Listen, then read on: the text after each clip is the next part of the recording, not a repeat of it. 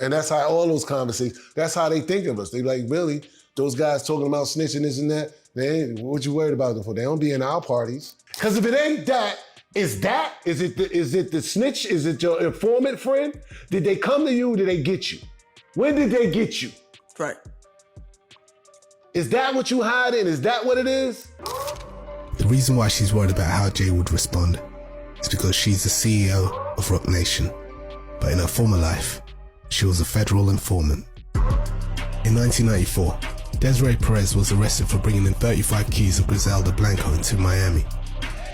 Under pressure, she agreed to wear a wire for the DEA. I can't put into words how much you mean to me, Jay. The nurturing and guidance, your invaluable instincts and knowledge and patience. You've taught me to trust myself, to do what's right, not what's easiest. As far as the affiliation with him dealing with government informants, it's no secret. Right. At all. Do I think it's crazy that nobody brings that to, nobody brings that subject up? Yeah, I believe that, yeah, of course, they're affiliating with them people. This is my thing, though, that you did add something new to the conversation when you said you brought up the stuff about Desiree. I didn't bring up nothing. I ain't say a name. I said, look, you still bringing it up. You got the hat on. I told you I don't want to talk about it. Jay Z's childhood friend, DeHaven, is putting Jay Z and Beyoncé on blast again. And he's out here alleging that Jay Z's deep ties to federal informants, including his right-hand woman, Desiree Perez, are the reason why he's been able to stay on top while all his former friends, including Diddy, are going down one by one. DeHaven is spilling some new details on how Jay Z sold out his closest friends and associates to keep his empire running. And it's all connected to his alleged ties with federal agencies. So what's the real story behind Jay Z's connections to the feds? Is Desiree Perez the reason Jay stays on top despite all the allegations claiming he's even worse than Diddy? Let's talk about it. I win my case and come home. You don't want to talk to me.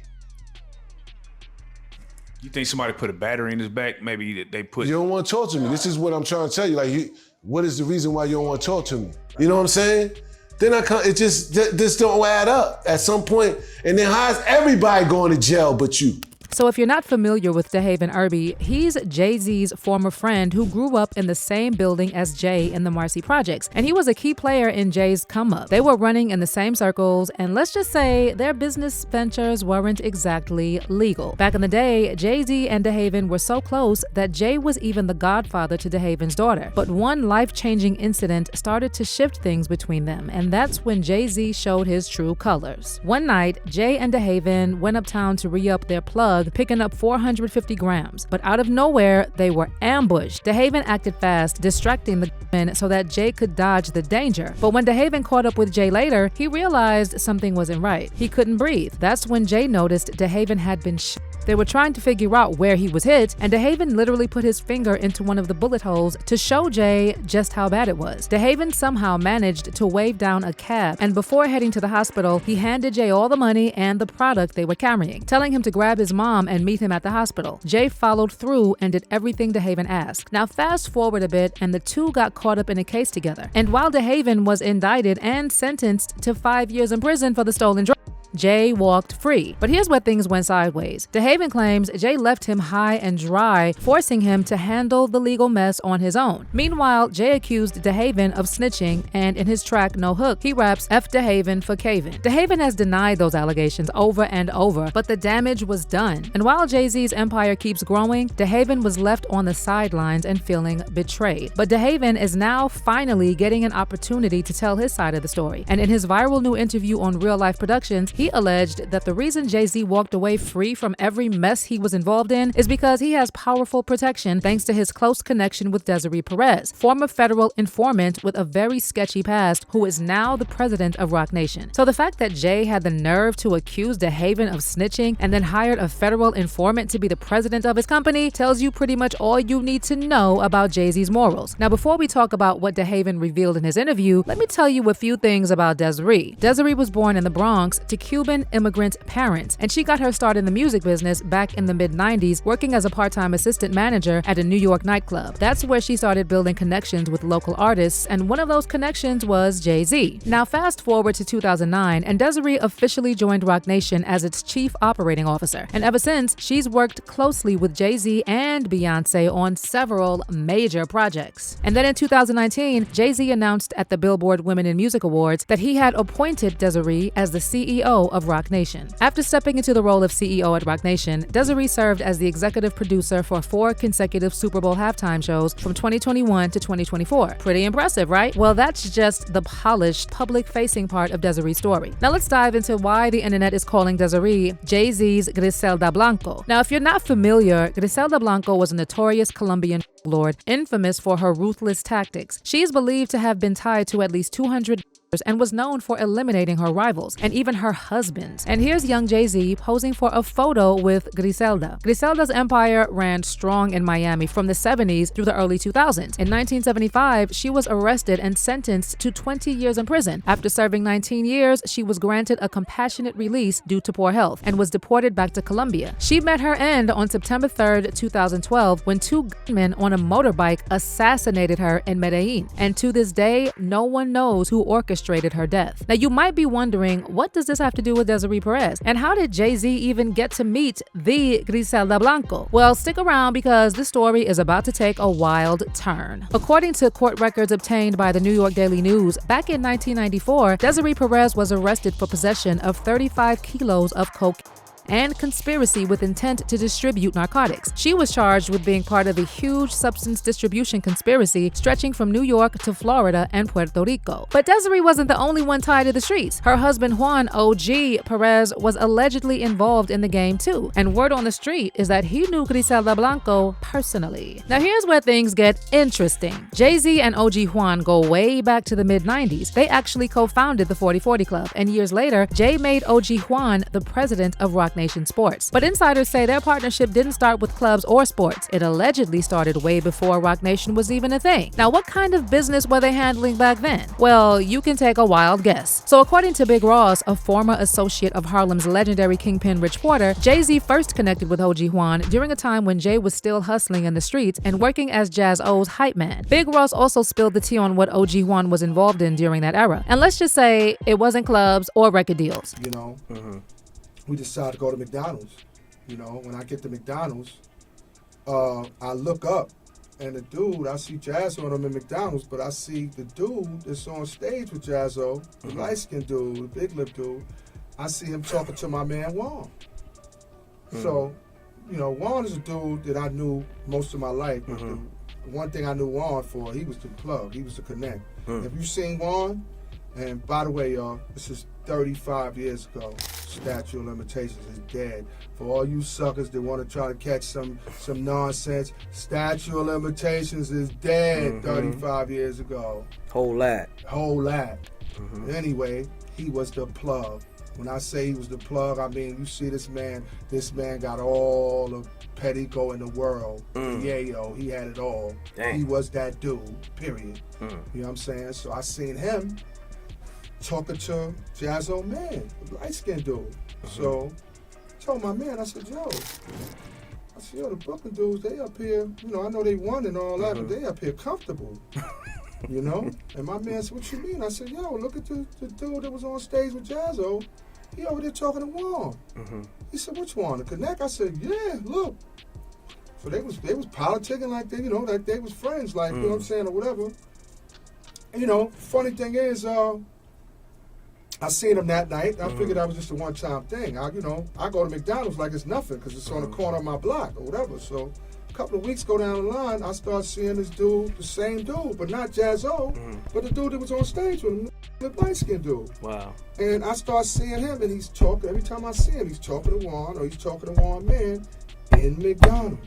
Now let's get back to Desiree. You're probably wondering what went down after she got caught with all those kilos, especially since her indictment wasn't just a small-time case. It involved major cartel players and kingpins. Well, here's the twist. According to the report from Variety, Desiree only got 5 years of probation, and that's because she agreed to work with the U.S. Attorney's Office. Yep, she became a federal informant. And apparently, she took the job seriously, even wearing wires to gather intel on her former partners. Here's a quote from a 2014 article by the New York Daily News. A June 11th, 1996 court hearing obtained by the News shows the feds were pleased with their star mole. The defendant has really worked closely with these agents, Assistant U.S. Attorney Lawrence Bardfeld told the judge that day, arguing to keep Perez out of jail. The article also referred to Desiree as a Manhattan nightclub manager with a lengthy criminal record and close links to hip-hop mogul Jay Z, adding that she'd had a long and wild history as a DEA cooperating witness and then a fugitive. Now, this article and all the references to it were later scrubbed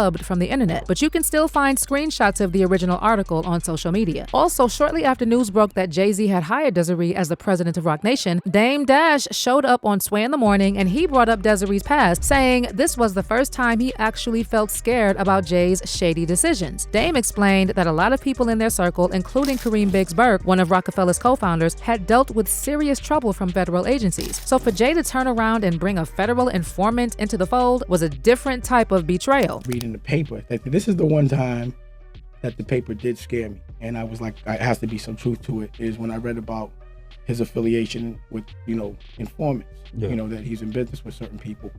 And it's tricky for me to say, but just based on where I'm from, I can't have nothing to do with that. And then just based on... Do you believe that though?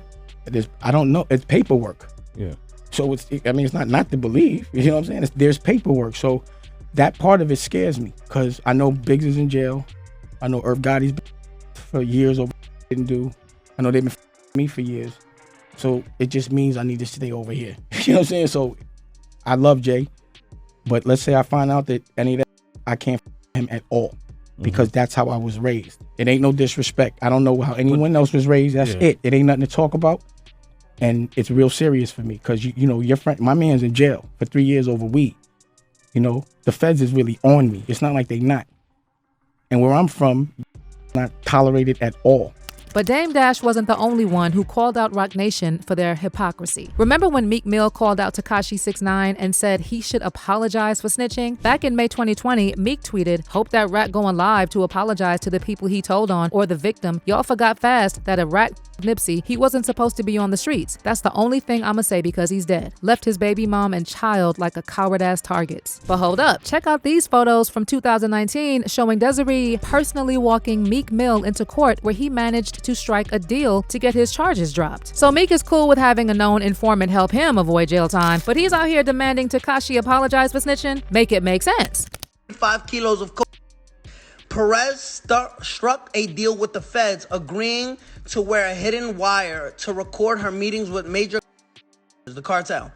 Her undercover informant work won her courtroom praise for federal prosecutors, as does mine, after she helped them break up major dealers in Puerto Rico and Colombia. You see Meek Mill right here with Desiree Perez, right? She's part of his bail with Jay Z. This part of Roc Nation, right? She's a executive at Roc Nation. But then you go saying, "Yo, listen, we don't rats." Your executive is a rat. So you pick and choose? Because if you don't want to be around rats completely, you're with a rat right there. She cooperated for the DEA. Listen, you was put on by Nicki Minaj. And you rolling with rats now. But you know what? Nobody knows. Nobody knows. Nobody is gonna be like, yo, nobody's gonna expose this. You're with a rat every day. You're with a rat every day. You're with a rat. Your prison reform, your bail reform is with a rat. Oh no, she wasn't street. She was selling kilos of coke. You don't want nobody to know? It's right here. Let me show you. Desiree Perez and Meek Mill. Desiree and Perez and Meek Mill walking out the courtroom. Desiree Perez and Jay Z, right? Now, fast forward to a few months after Tekashi called out Meek for working with Desiree, and news comes out that Desiree was one of 143 people who was pardoned or had their sentences reduced by Donald Trump in his final days in office. Desiree issued a statement at the time saying, "I'm grateful to have received a pardon and to have formally closed that chapter of my life in the eyes of the law. I have taken full accountability for my mistakes from 25 years ago, but I also take tremendous pride in my personal growth, perseverance, and accomplishments since then. This pardon reinforces my lifelong commitment to advocate for criminal justice reform and social justice initiatives." But after Desiree got that pardon, her past as an informant started causing more drama, and industry people started shading Jay Z and Roc Nation. One of them was Tory Lanez's dad, who went off on Jay after Tory was sentenced for shooting Megan Thee Stallion, and during his rant outside the court, he called Desiree a snitch and hinted that Roc Nation played a role in getting Tory locked up. I just stood here in this Los Angeles County and witnessed the worst miscarriage of justice that this world has ever seen. You want to know how I feel? I'll tell you exactly how I feel. I got some names that I want to call. Alex Spiro, Desiree Perez, and the whole wicked system of Roc Nation, including you, Jay Z. Yes. You who say you rose from the gutter, but you have traded and bartered the souls of young men, and you're still doing it. And then another time Desiree's name popped up in the headlines again for all the wrong reasons was when Jay Z was accused of betraying Colin Kaepernick by secretly teaming up with the NFL. At first, Jay Z was all about supporting Colin and his protests. But then, a couple of years later, Jay made a major deal with the NFL, giving him a role in managing things like the Super Bowl halftime shows, which are now produced by Desiree. A lot of athletes and public figures were upset, and former NFL player Eric Reed called Jay's decision despicable, pointing out how Jay went from encouraging artists not to perform at the Super Bowl to partnering with the NFL. Jay Z claimed to be a supporter of Colin, wore his jersey, told people not to perform at the Super Bowl because of the treatment that the NFL did to Colin. And now he's going to be a part owner. And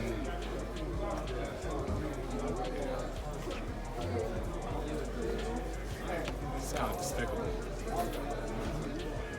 Now, Jay Z later claimed that Colin knew he was negotiating with the NFL before the deal was signed. But Colin's girlfriend, Nessa Diab, exposed Jay Z for lying and said Jay never gave Colin any heads up about the deal. "This is a lie," Nessa wrote. "Colin never spoke to Jay Z and the NFL ahead of that deal being done. They never included him in any discussion." Nessa also pointed out that the issue wasn't Jay Z working with the NFL. It was him hijacking a real cause and using it for his own personal gain. "The disappointment in Jay Z isn't the partnership," Nessa said. "This disappointment is wrapping it in social justice." And this is when people started speculating that Desiree Perez was the one pulling the strings behind the NFL partnership. There's this viral clip of Jay Z trying to explain the deal, and he totally messed up by saying we were past kneeling. And you can see Desiree in the background looking uncomfortable, probably because she knew that comment was going to make it obvious that the whole deal wasn't about social justice. It was all about Jay Z and Roc Nation's business goals.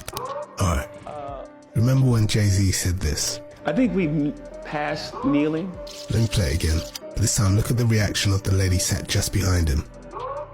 The reason why she's worried about how Jay would respond is because she's the CEO of Roc Nation. But in her former life, she was a federal informant.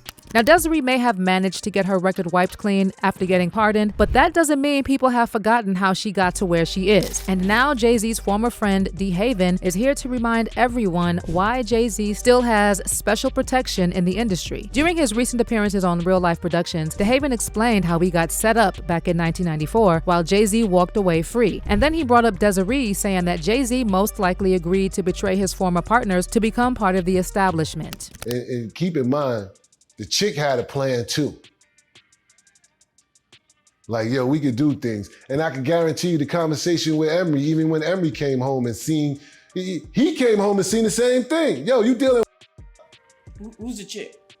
Desiree. Oh, okay, yeah, okay. He came home and had to see it too. Say, yo, what is this? And I can tell you how that conversation probably went. Like, look, man, you don't need to worry about this. You don't need to worry about nothing else ever again. You over here with us now. But what if, yo, she a snitch? Man, bro.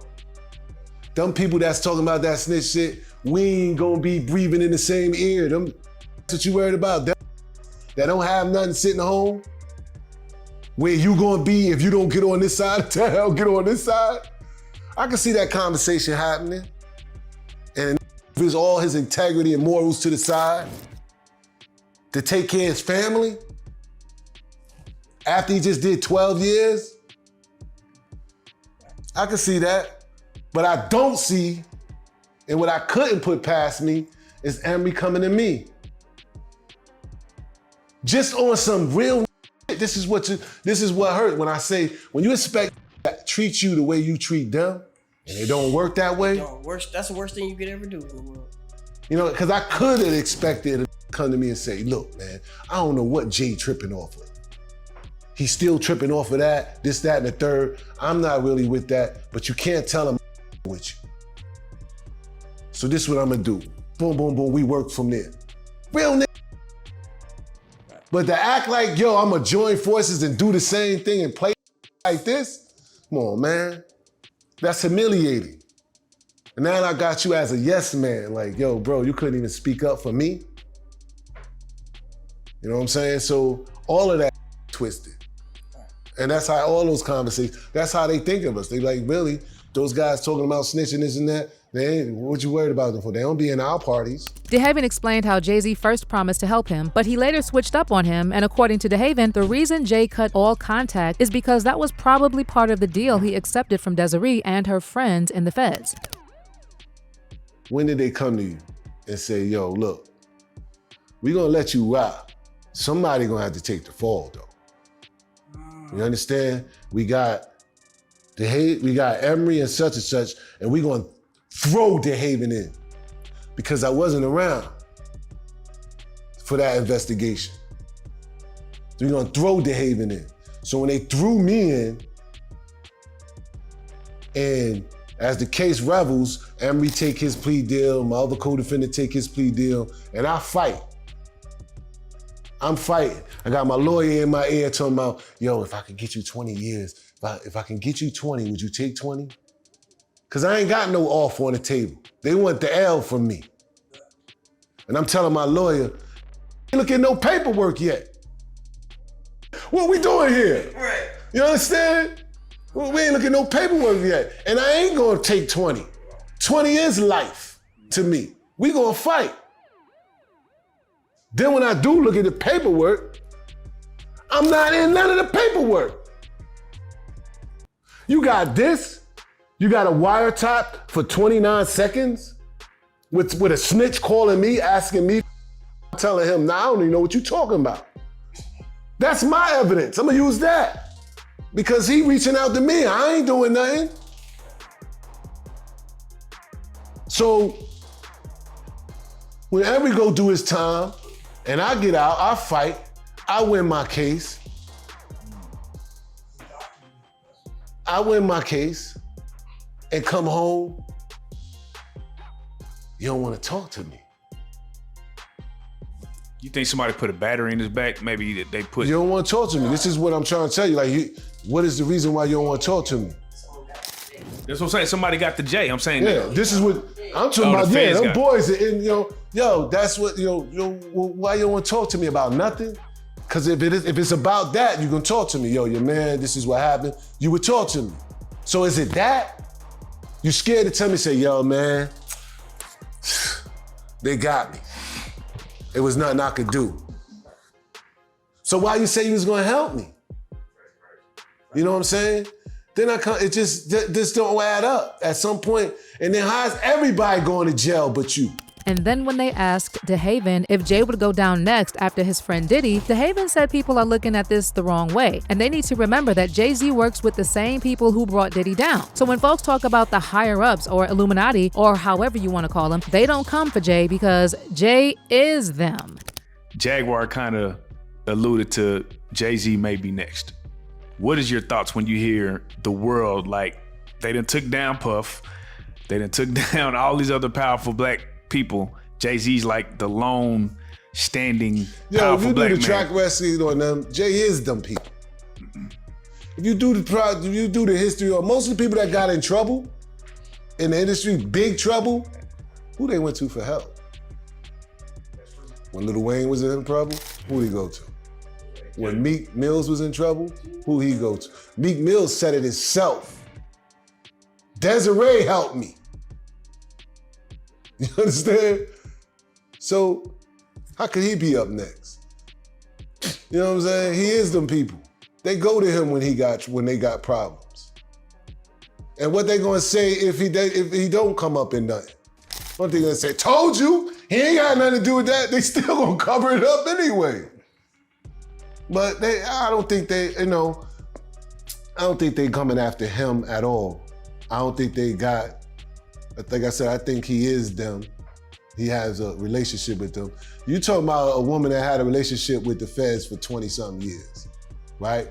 When you working for them, you got an agent, your agent that's in charge of you. You think she don't have no relationships with over the years with all these agents that became retired and connected and this and that and the third till they just know shit? She got power. That's power over there. You know what I'm saying? Who you wanting one on your side? You got them on your side? You know what I'm saying? If something happened with him, it's gonna be about a money situation. It ain't gonna be nothing that's gonna hurt. You get what I'm saying? So I don't know. I don't see them going after him. You know what I'm saying? But everything Jaguar be saying do flourish.